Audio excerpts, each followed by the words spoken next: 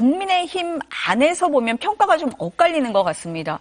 전한길 씨 같은 극우 지지층에서는 왜 사과했냐? 이 비판이 바로 나왔습니다.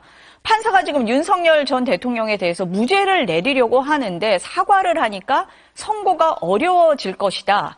그러면서 부정선거 의혹하고 싸우고 윤 전 대통령 지지하고 한동훈 전 대표를 내쫓으면 장 대표 밀어주겠다. 이렇게 얘기를 합니다. 그리고 반대쪽에서는 재선 의원들이 중심이 된 당내 쇄신파 모임 대안과 미래는 재건축 수준의 혁신이 필요한데 내부 인테리어 수준에 머물렀다. 이렇게 비판을 해요. 다 비판하고 있거든요. 어떻게 봐야 됩니까, 대변인? 그러니까 장도혁 대표는 네. 당대표가 되는 과정에서부터 이런 어떤 딜레마에 쌓일 수밖에 없는 위치가 됐다고 봅니다. 강한 어떤 의사를 표시하는 소위 말하는 오른쪽에 치우친 분들, 그분들의 전폭적인 지지를 받아서 당대표에 오른 거잖아요. 그렇기 때문에 본인의 지지 기반을 유지할 수밖에 없는 상황에 처해 있는 장 대표 입장에서는 그분들의 뜻을 조금이라도 어긋날 수가 없는 것이었죠. 그래서 사과라고 하는 이 부분도 계엄에 대해서 살짝 정도 한 것이라고 보는데 거기에 대해서도 저렇게 강한 반발이 나오고 있지 않습니까? 그리고 소위 말해서 좀 합리적으로 뭘 보려고 하는, 객관적으로 사안을 보려고 하는 분들 입장에서도 이거 미흡하다. 이거 도대체 왜 했냐 이런 반응이 나오니까 어떻게 보면 장도혁 대표는 그동안에 본인을 지지해주던 지지층으로부터도 반발을 사고 있고 기존에 반대했던 분들도 단 한 명도 본인 편으로 끌고 들어오지 못하는 결과가 나와서 결과적으로 얻은 게 하나도 없고 잃은 것만 지금 보이는 상황이 된다고 봐요. 전한길이라는 분이 장도혁 대표의 저 언급 때문에 무죄 날 수도 있는 상황이 재판에서 굉장히 안 좋게 된 거 아니냐, 윤 전 대통령에게 이런 식으로 얘기하는데 이렇게 합리적이지 않고 논리 없는 무지성적인 발언에 휩쓸릴 분이 그렇게 많지는 않다고 보는데 저런 주장이 자꾸 나오는 것에 대해서도 참 우려를 합니다. 우리가 지금 이 순간에도 저 사람 얘기를 해야 되잖아요. 참 부끄럽게 생각합니다. 어떻습니까? 네. 어디서도 환영받지 못하는 사과가 돼버렸다? 뭐 이렇게도 보입니다. 여러 가지 고민이 있었겠죠.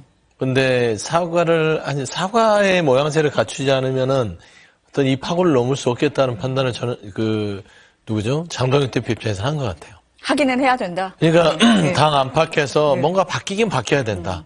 그리고 지방선거는 다가오고 있고 사실상 윤석열 전 대통령에 대한 선거도 다가오고 있고 그런 와중에 당내에서는 뭔가 이어서 이제 말하자면 장동혁 대표에 대한 어떤 반대 행동들이 나오기 시작하기 어떤 그런 상황이었잖아요. 그러니까 전직 대통령 만나러 간 거 아니에요. 뭔가 그래도 고민하는 모습 보이려고. 그렇기 때문에 이제 쇄신에 대한 메시지를 내긴 내야 되는데 너무 많이 내면은 돌아올 수 없을 것 같고 그래도 적당히 내야겠다 한 게 저는 그 메시지입니다. 근데 사실 국민의 입장에서는 그게 무슨 쇄신의 메시지야. 거기서 거기지. 8글자도 말 못하잖아요. 탄핵 반대 당론 철회.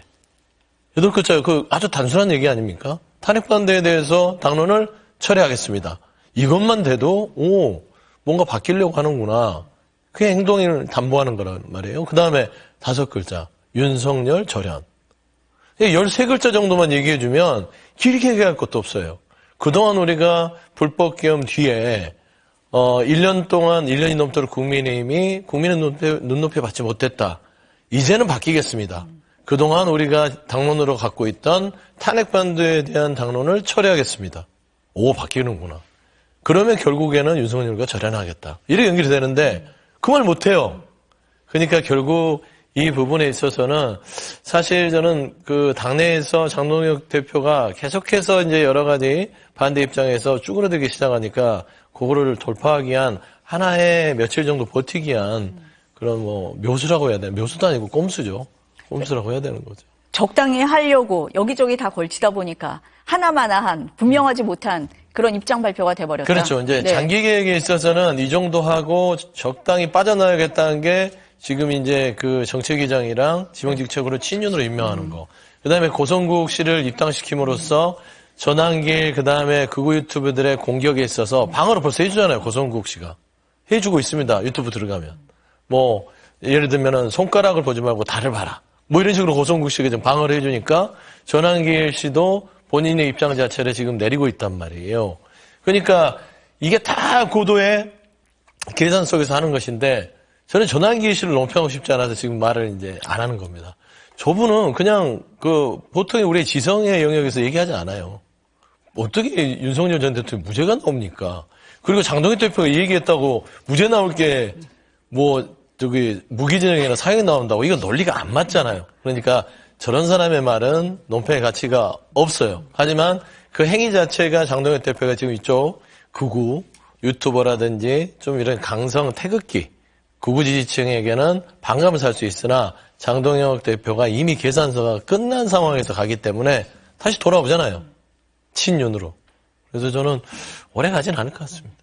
원래 오늘 발표한다고 했었는데 어제 했잖아요. 그게 지금 소장님 말씀하신 김도읍 정책위 의장이 사퇴를 하면서 조금 더 상황이 급박해졌다. 그래서 조금 빨리 해야 되는 거 아니냐라는 얘기가 나왔다. 이런 시각도 있고.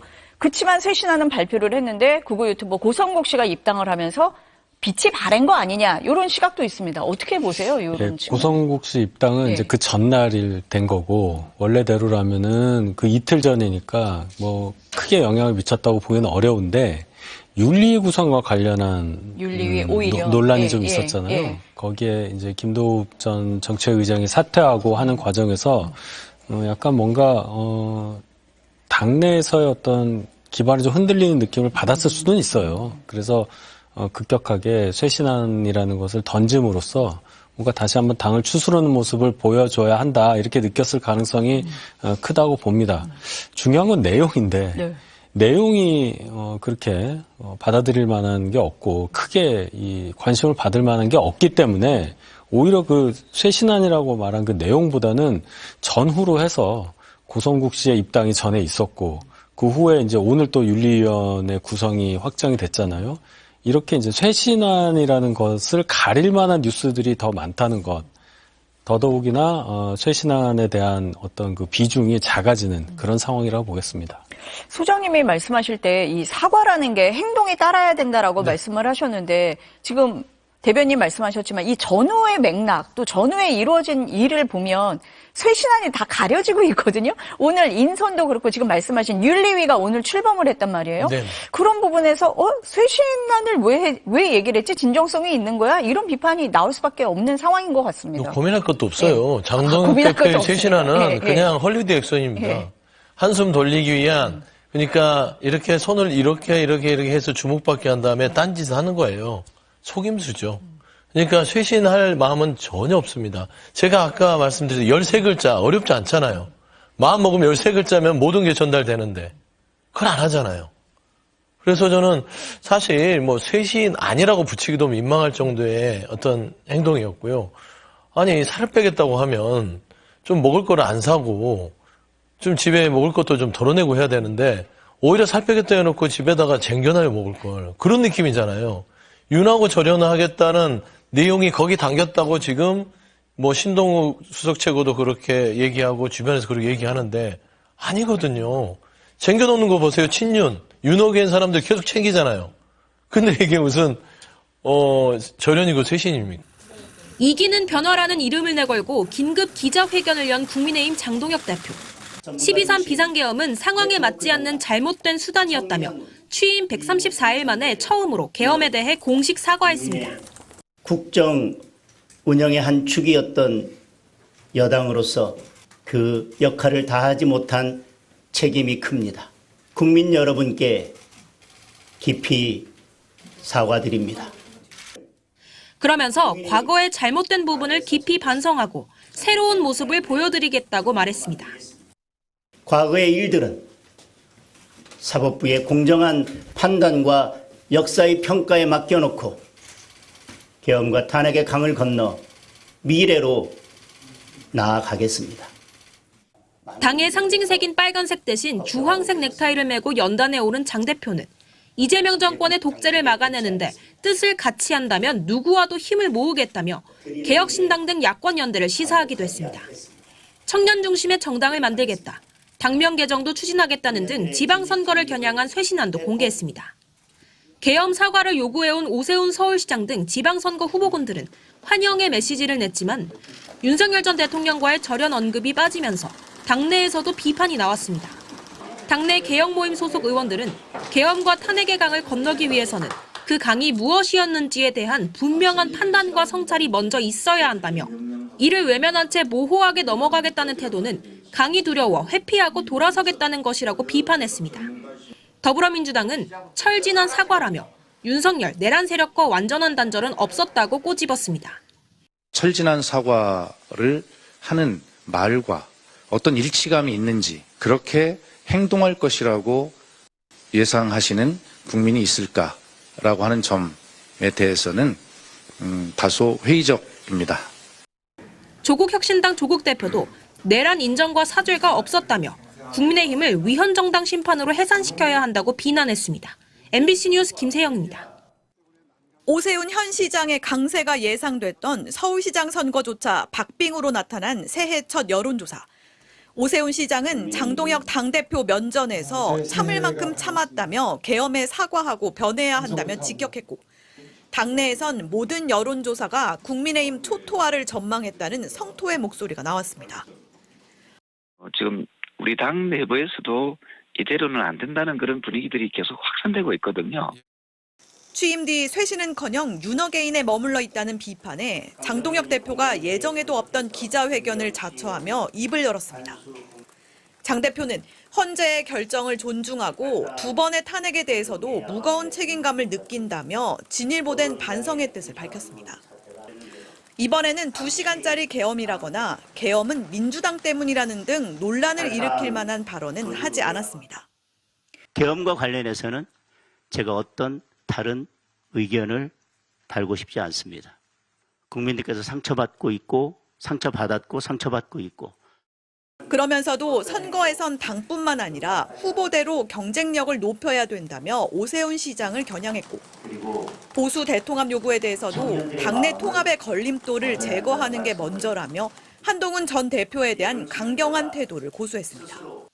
문제되는 걸림돌을 제거하는 것이 선행되어야 맞지 않나. 그래야 진정한 당에 도움이 되는 연대와 통합이 될 수 있다고 생각을 합니다. 하지만 기자회견에 앞서 장 대표가 예방한 이명박 전 대통령은 당이 하나로 뭉쳐야 하고 무엇보다 수구 보수가 돼서는 안 된다는 뼈 있는 말을 던졌습니다. 지금은 때가 화합도 해야 되고 단합도 해야 되고 미래를 향하는 보수가 돼야 된다. 수구 보수는 돼서는 안 되잖아요. 그건 퇴보지. 장 대표는 다음 주 당 쇄신안을 발표할 계획인데 당 안팎에서 요구하고 있는 윤석열 전 대통령과의 분명한 절연 메시지가 담길지 주목됩니다. MBC 뉴스 공윤선입니다.